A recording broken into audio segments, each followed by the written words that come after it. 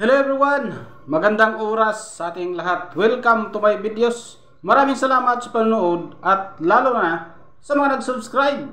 Thank you guys. At kung bago ka pa lang dito sa aking videos, huwag kalimutan mag-like, comment, share and subscribe para updated ka sa aking mga bagong upload na mga videos na mayroong mga gandang kasaysayan at halaga tungkol sa ating mga barya. Guys, alam mo na ba ang baryang ito guys? Ang 5 rupees, mayroong taon na 2012, coins ito guys ng India. Tapusin ang video guys para malaman natin at maintindihan ang tungkol sa baryang ito guys, dahil mayroon itong halaga guys na umabot sa 762 pesos. This coins India 5 rupees 2012 is a part of India's circulation coinage produced for everyday transactions. These coins were minted in large quantities, contributing to a substantial supply in the market. While precise mintage figures are available, general circulation issues typically witness higher production to meet transactional needs, this resulting in widespread availability among collectors. Market demand and value analysis. The India 5 rupees 2012 is of interest primarily to collectors focused on conflicting dates runs of modern Indian coinage. Its values is generally nominal, aligning closely with its piece value, unless found in uncirculated of proof condition.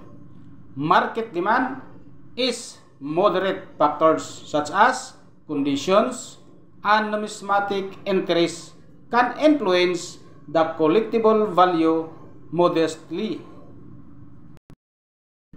Due to its commonality, the coin serves best as part of the thematic collection rather than for investment purposes.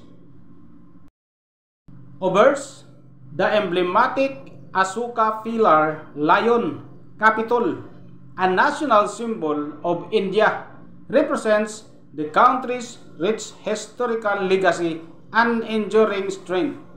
This iconic sculpture resonates with cultural heritage and sovereignty of the nation. Reverse, accompanied by the elegant lotus flowers, symbols of purity and enlightenment, the design gracefully incorporates the rupee currency sign. The presence of these blooms adds a layer of cultural significance reflecting India's deep-rooted values.